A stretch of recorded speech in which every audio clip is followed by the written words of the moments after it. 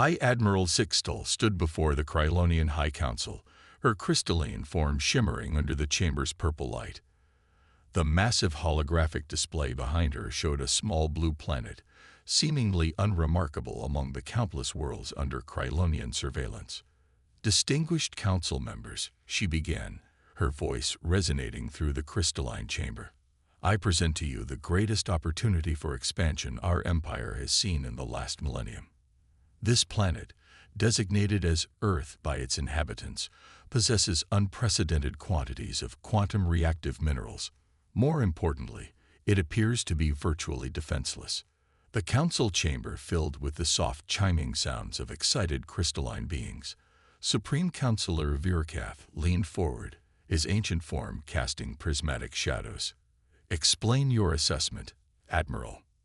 Zixtal manipulated the holographic display, showing various images of Earth's visible military assets. Their most advanced weapons still rely on chemical propulsion. Their space presence is limited to primitive satellites and a single small orbital station. They haven't even established bases on their moon. Our long-range scans detect no energy shields, no quantum weaponry, and no FTL capabilities. The display shifted to show human cities, military bases, and spacecraft. They broadcast their entertainment and communications openly, revealing a species divided by primitive political boundaries. Their military forces focus on fighting each other rather than external threats. It's as if they're completely unaware of the greater galactic community. Yet among the council members, Science Director Renthal seemed troubled. "Admiral, have you considered why such a resource-rich world has remained unclaimed? The sector has seen numerous civilizations rise and fall over millions of years." Zixtal had anticipated this question. "We've analyzed historical records. Several minor species reported failed scouting missions to Earth, but our investigation suggests these were likely navigation errors or equipment failures. The primitive state of Earth's defenses supports this conclusion." She continued, bringing up detailed invasion plans. "I propose a swift, overwhelming strike. 3,000 ships, our latest quantum phase weaponry, and 2 million ground troops. We'll establish control before any other galactic power can respond. The humans won't even comprehend what's happening before it's over." The council chamber fell silent as Supreme Councillor Virkath considered the proposal. After what seemed like an eternity, he spoke. "The potential benefits are substantial, but we must be certain. Dispatch a stealth reconnaissance fleet first. If their findings confirm your assessment, you'll have your invasion force. Deep beneath the Pacific Ocean, in a facility unknown to even most of Earth's governments, Director Kira Patel watched the Krylonian ships emerge from quantum space. The massive holographic display showed hundreds of alien vessels, all attempting to hide behind sophisticated cloaking technology. She turned to her second-in-command, Commander James Okonjo. "How many did we detect?" 327 ships, Director. Their cloaking technology is impressive, but our quantum detection grid didn't miss a single one." He paused, checking another display. "They're deploying what appear to be stealth drones. Should we intercept?" Kira smiled, but there was no warmth in it. "No, let them look. Let them see exactly what we want them to see." She walked to another display showing Earth's carefully crafted facade of vulnerability.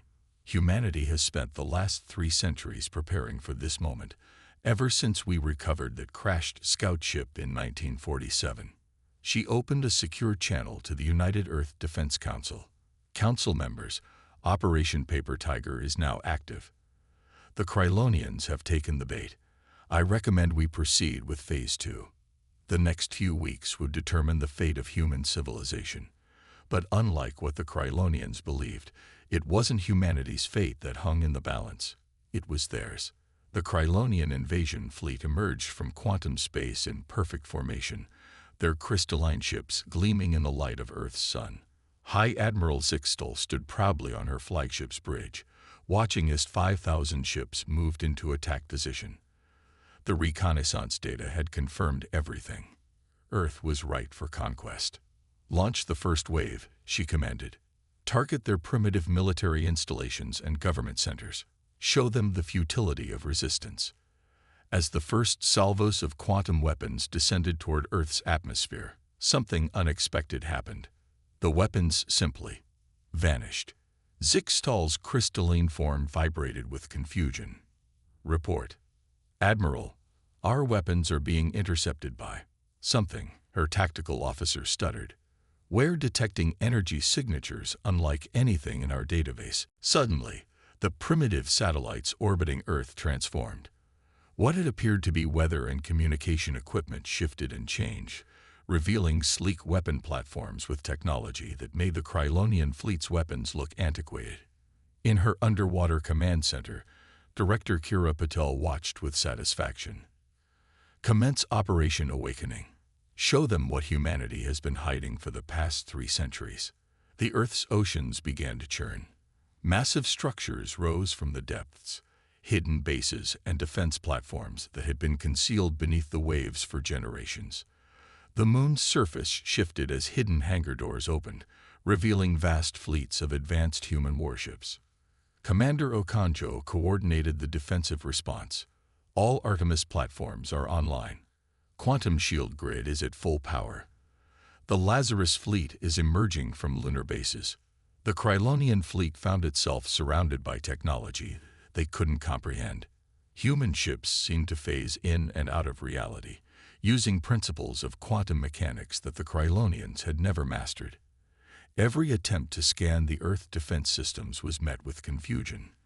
The technology seemed to operate on principles that defied their understanding. Impossible. Zixtal's crystalline form pulsed with anger and fear. Their broadcasts, their visible technology. It was all a carefully crafted deception. Came a voice over all Krylonian communication channels. Director Patel had opened a direct line to the invasion fleet. For centuries, we've maintained the illusion of vulnerability while preparing for this very moment. Every alien scout ship that disappeared, every probe that malfunctioned, they weren't accidents. We were learning, adapting, and developing countermeasures. The Krylonian fleet attempted to regroup, but Earth's defenses had already begun their work. Quantum phase torpedoes bypassed their shields completely. Graviton beams shattered their crystalline hulls. Ships trying to retreat found their quantum drives refused to function within Earth's defense grid. In orbit above Mars, Fleet Admiral Rashid Hassan watched the battle unfold. "Launch the Phantom Squadron," he ordered. "Let's show them why Earth's space forces have remained hidden for so long." From the red planet's surface, sleek black ships emerge. They move with impossible grace, their hull designs so advanced they seemed to bend light around them. The Phantom Squadron's ships were the pinnacle of human military technology, incorporating elements from dozens of recovered alien vessels and centuries of secret development. Zixtal watched in horror as her mighty fleet was systematically dismantled by forces she couldn't have imagined existed. "Full retreat," she ordered, but it was too late. Earth's quantum suppression field had trapped them in normal space. Director Patel's voice came over the channel again. "You came here expecting to find a primitive species ready for conquest. Instead, you've discovered humanity's greatest achievement, our ability to hide our true nature until the perfect moment. Now, High Admiral Zixtal, let's discuss the terms of your surrender." The battle was over almost as quickly as it had begun. The mighty Krylonian invasion fleet, pride of their empire, had been reduced to floating debris in Earth's orbit. But this wasn't just a military victory. It was the culmination of centuries of planning, a revelation that would shake the foundations of galactic society. As she accepted the Krylonian surrender, Director Patel knew this was just the beginning. Earth could no longer maintain its facade of weakness. The galaxy was about to learn why humanity had worked so hard to appear harmless, and the answer would terrify them. The news of the Krylonian fleet's defeat spread through the galaxy like a shockwave. In the Galactic Council's emergency session, representatives from 100 species argued about the implications of Earth's revelation. But humanity wasn't waiting for the galaxy to process its surprise. Director Kira Puddle stood before the United Earth Defense Council in their real headquarters, a massive facility carved into Europa, Jupiter's ice-covered moon. The Krylonian Empire won't accept this defeat quietly. We need to strike now, while they're still reeling from the shock. Fleet Admiral Rashid Hassan's hologram nodded in agreement. Our intelligence suggests they're already mobilizing their reserve fleets. They'll expect us to remain defensive, to turtle up behind our revealed technology. They don't realize what we're truly capable of. The council chamber was silent as Admiral Hassan brought up a detailed holographic map of Krylonian space. Operation Thunderbolt is ready. Our stealth fleets have been in position for decades, disguised as asteroid fields and cosmic debris around their major military installations. Dr. Naomi Rodriguez, head of Earth's Quantum Sciences Division, stepped forward. The quantum entanglement network is ready. All ships will have instant communication, regardless of distance. The Krylonians won't be able to detect or interrupt our coordination. The Council's president, Thomas Mbeki, surveyed the room. 3 centuries of preparation have led to this moment. Begin the operation. Across Krylonian space, seemingly innocent astronomical features suddenly came alive. Asteroid fields transformed into sleek warships. Comets revealed themselves as massive carriers. What appeared to be space debris morphed into deadly attack craft. On the Krylonian homeworld of Krystelia, Supreme Counselor Virkath was in the middle of organizing their empire's response when the first attacks began. Their quantum detection systems, considered the most advanced in the galaxy, hadn't registered a single warning. Human ships appeared inside their defensive perimeters, using technology that made their most advanced stealth systems look primitive. The attacks were precisely coordinated, striking military installations, shipyards, and command centers simultaneously across hundreds of worlds. Commander Junko Tanaka led the assault on the Krylonians' primary shipyards in the Zeta Reticuli system. Her ship, the HSS Shadowblade, moved through their defenses like a ghost. All ships, execute Pattern Omega. Show them why humanity has been the boogeyman in their species' collective unconscious for millennia. The human fleet's weapons were beyond anything the Krylonians had imagined possible. Quantum phase cannons bypassed their strongest shields. Temporal disruption torpedoes caused entire defense stations to age thousands of years in seconds. Gravity lance beams shattered their crystalline vessels with surgical precision. But it wasn't just the technology that terrified them. It was the efficiency, the coordination, the sense that humanity had rehearsed this attack countless times. Every countermeasure the Krylonians attempted had already been anticipated and neutralized.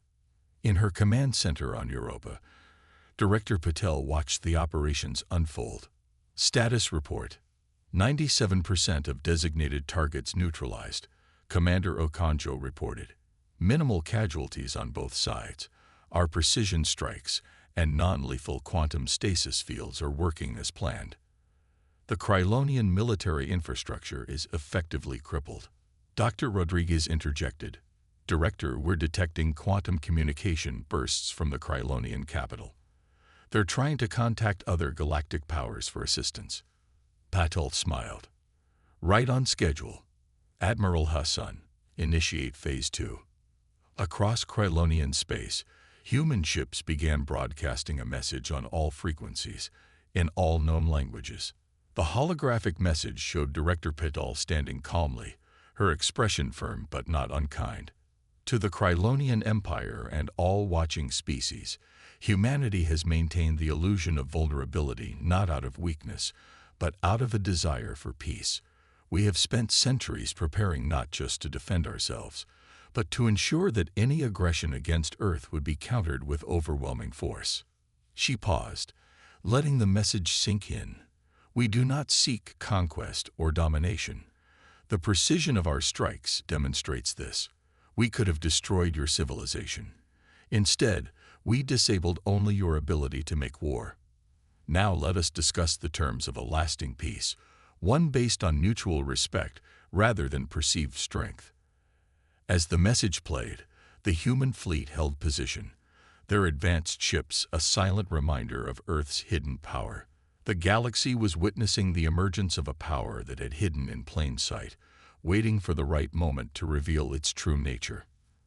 The counterstrike had achieved its goal, not just military victory, but a fundamental shift in galactic politics. Humanity had demonstrated not only its technological superiority, but its strategic patience and moral restraint. The age of Earth's false vulnerability was over, and a new era of galactic relations was about to begin. In the crystal-spired capital of Crystalia, the Galactic Conclave had convened for the first time in 5 centuries. Representatives from every major spacefaring civilization filled the Grand Chamber, their attention focused on the human delegation that stood calmly at the center. Director Kira Patil faced the assembled aliens with quiet confidence. Behind her, the holographic displays showed real-time footage of Earth's revealed military might, not as a threat, but as proof of what they had kept hidden for so long. For 3 centuries, she began, humanity has watched, learned, and prepared. Every probe you sent, every scout ship that ventured too close, taught us something new. We recovered your crashed vessels, studied your technologies, and advanced beyond them, all while maintaining the illusion of a primitive civilization. The chamber erupted in a cacophony of alien voices. Grand Archon Xylix of the Centaurian Alliance rose, his bioluminescent form pulsing with agitation. Impossible. Our quantum surveillance network monitors all technological advancement in the galaxy. We would have detected such developments. Dr. Naomi Rodriguez stepped forward, her quantum pad projecting a new series of holograms. Your surveillance network relies on detecting known energy signatures and technological patterns. We developed entirely new principles of physics, ways of manipulating reality that your sensors weren't designed to detect. She gestured, and the hologram showed Earth's true technological achievements. Quantum phase drives that didn't disturb spacetime, zero-point energy reactors that drew power from parallel dimensions, and consciousness transfer technology that made death almost optional for humanity. From his crystalline throne, Supreme Counselor Virkath of the humbled Krylonian Empire spoke. Why maintain this deception? Why not join the galactic community openly? Fleet Admiral Hassan's hologram appeared beside Patel. History taught us caution. Every time a less advanced civilization encountered a more advanced one, they either became subjugated or were forced to join existing power structures on unequal terms. We chose a different path. President Mbeki joined the explanation. We watched your civilizations, learned from your mistakes and achievements alike. We saw how the strong dominated the weak, how technological advantages were used to enforce compliance rather than encourage growth. The chamber fell silent as Patel activated a final holographic display, a massive star map showing hundreds of hidden human outposts and installations throughout the galaxy, all previously undetected. We didn't just hide our advances, we created a network of observation posts and defensive installations that spans the galaxy. We wanted to ensure that when we finally revealed ourselves, no single power or coalition could force us into submission. The implications hit the assembled delegates like a gravity wave. Humanity hadn't just hidden their technological advancement. They had quietly become one of the most powerful civilizations in known space without anyone realizing it. Commander Junko Tanaka, now serving as military attaché, addressed the security concerns. Our recent demonstration against the Krylonian Empire wasn't just about defending Earth. It was proof that we could have conquered any of your civilizations at any time, but chose not to. We seek cooperation, not domination. Dr. Rodriguez continued, we're prepared to share some of our advances, particularly in medical science and sustainable energy production. But we'll do so in a way that promotes stability and peace, not military escalation. The Galactic Conclave descended into intense discussion. Some delegates were outraged at the centuries of deception. Others were frightened by the implications of human technological superiority, and a few were already trying to calculate how to turn this situation to their advantage. Director Patel raised her hand for attention. We understand this revelation is shocking, but consider our position. We discovered we weren't alone in the universe and found ourselves surrounded by civilizations thousands of years more advanced than our own. Rather than accept a subordinate role, we chose to advance in secret until we could engage with you as equals. She paused, letting her words sink in. Now we offer you a choice. We can continue the old pattern of competition and dominance, or we can forge a new path together. Earth is willing to help establish a more equitable galactic society, one where technological advancement serves all species, not just the powerful. As the delegates debated, President Mbeki whispered to Patel, "They're starting to understand. The question is, are they ready for what comes next?" Patel nodded slightly. The real revelations were yet to come. Humanity hadn't just been hiding their technological advancement. They had discovered fundamental truths about the universe that would shake the foundations of every civilization present. The diplomatic dance was just beginning, and Earth's representatives were prepared to lead it into uncharted territory. 3 months after Earth's revelation to the Galactic Conclave, the consequences continued to ripple through interstellar civilization. In the newly constructed Terran embassy on Cristelia, Director Kira Patel reviewed the latest intelligence reports with her team. The Arcturus Collective is the third major power to request a technology-sharing agreement this week, Commander Okonjo reported, his hologram flickering slightly. And the Centaurians have finally withdrawn their military forces from the neutral zones, as we suggested. Dr. Rodriguez's quantum pad pinged with priority data. Director, we're detecting increased quantum fluctuations near the galactic core. It's time to reveal phase omega. Patel took a deep breath. This was the moment they had truly been preparing for. Contact the Conclave. Tell them Earth requests an emergency session. It's time they learned why we really kept ourselves hidden for so long. Hours later in the Grand Chamber, representatives from every spacefaring species gathered once again. The tension in the room was palpable. Earth's previous revelations had already reshaped the balance of power. What more could they possibly have to share? Director Patel stood before them, her expression grave. Distinguished representatives, what we are about to share goes beyond politics, beyond technology, beyond our previous revelations. 3 centuries ago, when we recovered our first alien vessel, we discovered something that changed our understanding of the universe itself. Dr. Rodriguez activated a new holographic display, showing complex quantum measurements and gravitational readings from the galactic core. Our advanced sensors have detected what we call the omega phenomenon. The fabric of space-time in our galaxy is becoming unstable. Within approximately 5,000 years, this instability will result in a cascade failure that will destroy everything within 50,000 light years. The chamber erupted in chaos. Grand Arctan Xylix's bioluminescence flared brilliantly. Preposterous. Our scientists have monitored the galactic core for millennia. With respect, Dr. Rodriguez continued, your monitoring systems don't operate on the quantum levels we've achieved. We've spent centuries developing the technology to detect and potentially prevent this catastrophe. This is why we maintained our secrecy.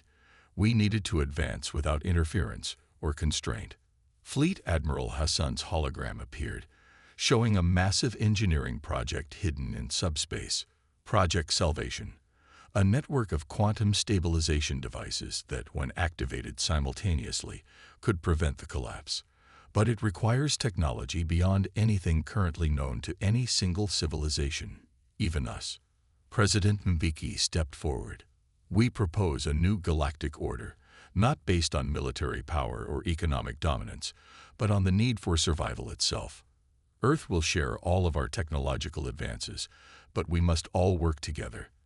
The project requires the combined knowledge and resources of every spacefaring civilization. Supreme Counselor Virkaf's crystalline form resonated with concern. You speak of cooperation, yet you hid this threat from us for centuries. Why should we trust you now? Commander Tanaka activated another holographic display, showing simulation after simulation of failed attempts to warn the galaxy too early. We ran millions of scenarios. Revealing this before we had a viable solution would have led to panic, war, and the collapse of galactic civilization. We needed to wait until we had both the technology and the diplomatic strength to prevent chaos. The chamber fell silent as the implications sank in. Earth hadn't hidden itself out of fear or aggression, but out of a desperate need to develop solutions to a threat that no one else had even detected. Director Patel's voice was firm but compassionate. We understand your anger and distrust. But right now, we have a choice. Continue as separate civilizations and face extinction, or work together and save everything we've all built. Earth is ready to share everything we know, to work with all of you openly and honestly. The question is, are you ready to move forward together? As the delegates began to discuss this unprecedented proposal, Dr. Rodriguez whispered to Patel, "They're responding better than our simulations predicted." Patel nodded slightly. Because now they understand. Earth's deception wasn't about power or dominance. It was about survival. Not just for humanity, but for all sentient life in the galaxy. The next few decades would reshape galactic civilization in ways no one could have predicted. The great powers would need to set aside millennia of competition and mistrust. New technologies would be developed through unprecedented cooperation. And at the center of it all stood humanity, no longer pretending to be defenseless, but serving as guardians of a future that would require all civilizations to work as one. As the Galactic Conclave debated the path forward, Director Patel looked out at the assembled representatives of countless worlds and allowed herself a small smile.